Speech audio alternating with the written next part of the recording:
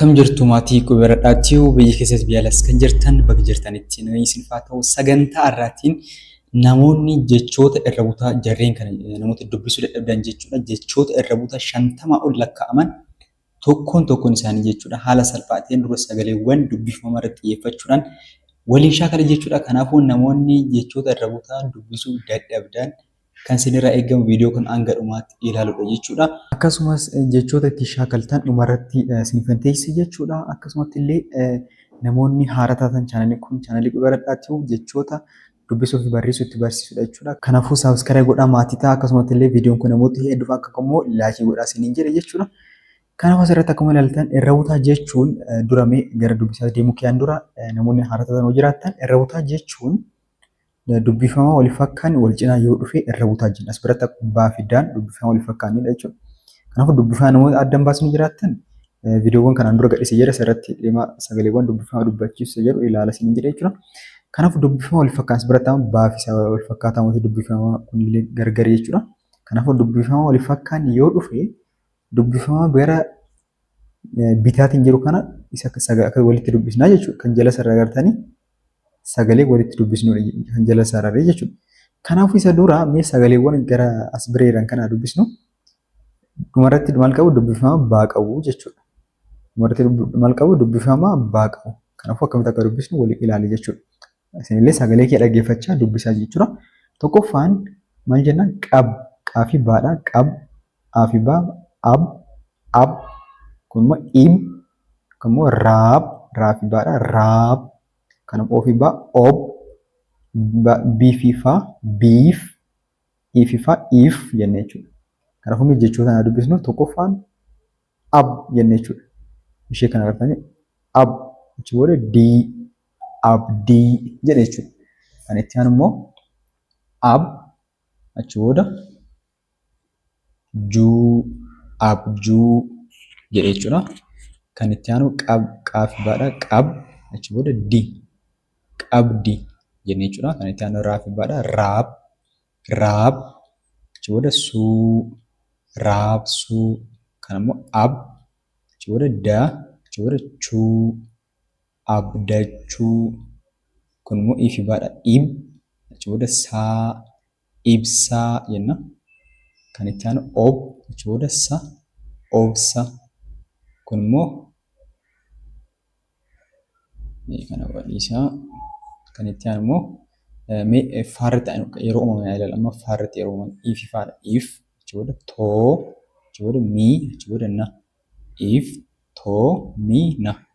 Kan itti aanu immoo biif faarratti uumame jechuudha. Biif achi booda tuu biiftuu jennee haala kanaatiin dubbisne jechuudha. Immoo viidiyoo dhaabatu irra deddeebi'aa dubbisaa isin jira. Akka amma isin galuutti jechuudha. Kan itti aanu sagalee laarratti uumama dubbifama liqimfama sagalee laarratti uumamu isa jalqabaan jennaan bul jennee jechuudha. Kan immoo maal kan immoo al kan immoo laal isa kan immoo bil jal kan immoo gal wal dal. Kanaafuu sagaleewwan kana erga adda baasanii isin irra deddeebi'aa dubbisan bul maal al laal isin sagalee irra deebi'aa dubbisaa ta'u kan jala isaa kan agartanii sagaleewwan as keessa jiran kun as biratti akkuma ilaaltan kan jala sararee isin teechisee jechuudha. Sagalee kan dubbistanii itti aanus kun salphaadha jechuudha. Bul achi booda taafi'ee kan hin beektan baay'een keessanii tee jettanii dubbachiistu akkuma salphaadha. Kan itti aanu aafiillaadha al koo lii alkoolii jedha jechuudha. Kan itti aanu gal achi booda teedha galte kun immoo bul achi booda tii bultii inni kun immoo dal jedha jechuudha. Dal daala dal daala daldala jedha. As bira yeroo dhufnu kun immoo bil baafii laa waliin bil achi booda chee achi booda su bilcheessu jedha. Kan itti aanu immoo bulchiinsa bulchiinsa kun immoo bilbila bilbila jedha jechuudha. Kan itti aanu galmeessu galmeessu kan immoo kan jala sarara ilaal laal jennee jechuudha. Kan jala sarara akkuma ilaaltan iddoo kana jirti ilaalcha jennee haala kanatti dubbisne jechuudha.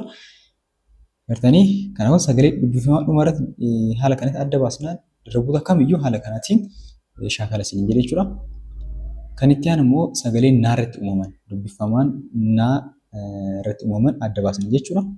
Kanaafuu dhumarratti mee akkuma ilaaltan dubbifamaan dhumarratti naadha jechuudha. Asirratti akkuma ilaaltan isa tokkoffaa daan, kan itti aanu immoo san, kan immoo maan, kan immoo diin, kan immoo dhan, kan immoo han, dheen, isa kan immoo in, kan immoo hun, kan immoo aan, kan immoo geen, gan ifama gan, kan immoo geen jenne jechuudha. Mee yaa dubbisnu jechoota waliin as biratti immoo daan jedha jechuudha. Agartanii ishee kana jechuudha. Daan achii booda dii, daandii. Kun immoo hun achii booda dee, achii booda se, hun dee se, hundeesse. Kan itti aanu immoo dheen. Agartanii ishee kana jechuudha. Dheen akkuma jenne dheen gadda, dheen gadda. Kan itti aanu immoo dhan ishee kana jechuudha. Dhan achii booda dhaa achii booda ma, dhandhama. Kan itti aanu immoo san achii booda gaa, sangaa. Kan itti aanu immoo han, dhuu achii booda ra, handhuura. Kan itti aanu geen achii booda goo, geengoo. Kan itti aanu maan, guu, do, maanguddoo. Kan itti aanu immoo gan achii booda da, ganda. Saa gan. As biratti akkuma ilaaltan saa gan achii booda taa, sagantaa. Kan itti aanu immoo dinqii sii faa te, dinqisiifate jennee jechuudha. Kan itti aanu aan achii booda goo, aangoo jennee haala kanaatiin dubbisne jechuudha. Kan itti aanu immoo sagaleewwan raa irratti uumaman ilaalla jechuudha. Asirratti akkuma ilaaltan dhumarratti dubbifamaa irraa sagaleewwan qaba jechuudha. Kanaaf akkamitti dubbisna? Tokkoffaa ar jettanii ar, kan immoo dir, kan immoo bir, kan immoo dor, bar, kan immoo fur, kan immoo bur, kan immoo gar, kan immoo mir, kan immoo gur jennee haala kanatti dubbisne jechuudha. Jechuudha dubbisnu tokkoffaan jechuudha afiraadha. Ar jennee jechuudha. Tokkoffaa ar achi booda ge, arge jennee walitti dubbisne jechuudha. Kan itti aanu immoo buufiraadha. Bur ishee kana jechuudha.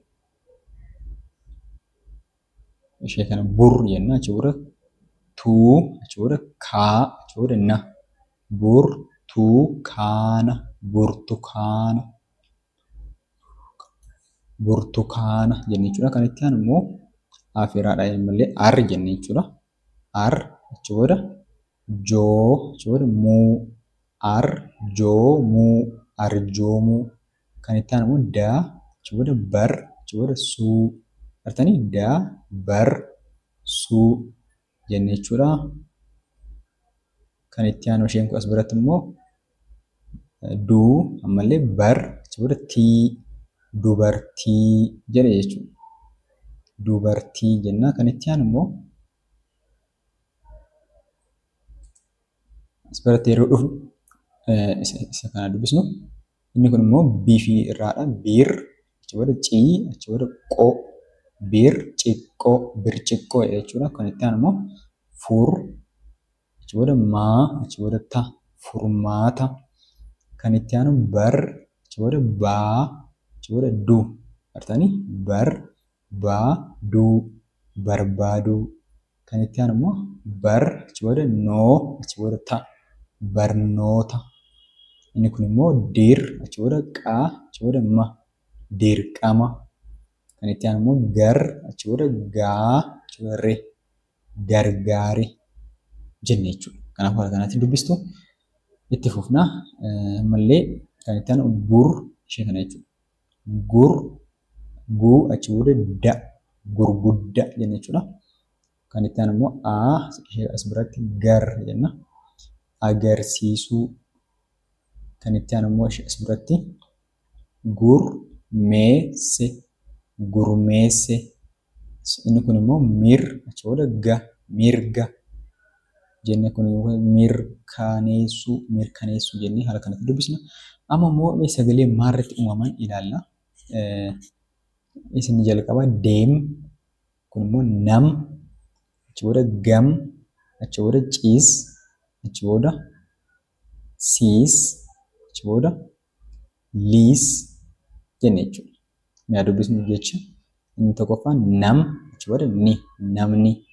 Kun immoo ciis, ishee kana jechuudha. Ciis, achi booda te, ciiste. Kan itti aanu immoo gam, achi booda taa, gamtaa. Kan itti aanu immoo deem, achi booda ne, deemne. Kun immoo deem, achi booda te, deemte. Kan itti aanu immoo agar, achi booda siis. Iddoo kana agartanii siis jenne jechuudha. Siis, achi booda teedha, agarsiistee jedha jechuudha. Kan immoo namticha, namticha. Kan itti aanu caaliis iddoo kana jechuudha. Liis, achi booda te, callistee jedha jechuudha. Kanaafuu jechoonni irra buutaa kana fakkaatu. Kanaafuu baay'inaan sagaleewwan har'a isinitti agarsiisan irratti baay'inaan irra buutaan kan uumamu jechuudha. Kanaafuu isin sagaleewwan kana irratti baay'inaan shaakallaan irra buutaan baay'inaan dhufan dubbisuu ni dandeessu jechuudha. Kanaafuu amma immoo jechoota kana jechuudha dubbistanii jalqaba irratti akkuma isinitti hime jechoota kana ofuma shaakalame jechuudha. Hojii mana isin kennu jechoota kana shaakala. Kanaaf jechoota kana dubbisnaan isinii galee jechuudha. Tole isinii galee jechuudha. Kanaaf yeroo akkuma isinitti hime wantoota xiyyeeffachuu qabdu yeroo dubbistan dubbifama san adda baasa dura. Tole dubbifama san adda baasuu baannee kallattuma gara dubbisatan deeman dura irra buutaa iddoo kam jira isa jedhu adda baastan. As biratti amma laa fi maa gidduu jira. Kanaafuu akkam gootan hojii mana isin kennu jechuudha. Haala sanatti shaakala. Kanaafuu haala kanaatiin shaakala isiniin jedhe jechuudha. Walumaa galatti irra buutaan kana fakkaata jechuudha. Sirriitti akka isinii galee abdiin qaba. Kanaaf walumaa galatti barnoonni keenya irra kana fakkaata. Kutaa itti aanu haalli gahu lagarra turtii gaarii isiniif haa ta'u. Laayikii fi sabiskiraabiin akka hin dagatamne nagaan haa ta'aa.